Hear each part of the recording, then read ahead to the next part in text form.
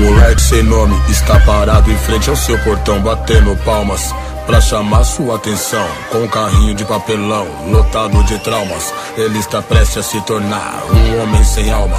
E aí, vai atender ou vai fingir que não está em casa?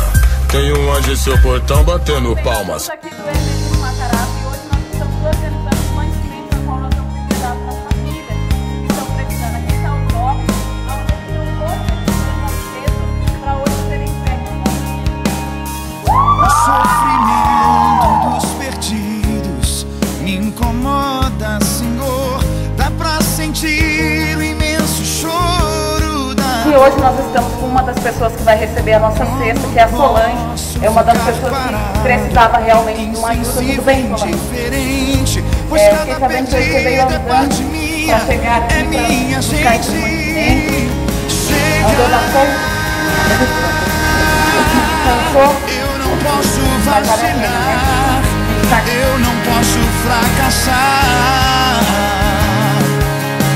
Ajuda-me, Senhor, a livrar os oprimidos e a libertar os cativos.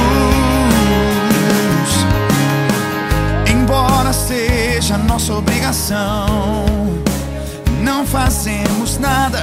Precisamos tirá-los da condenação confirmada.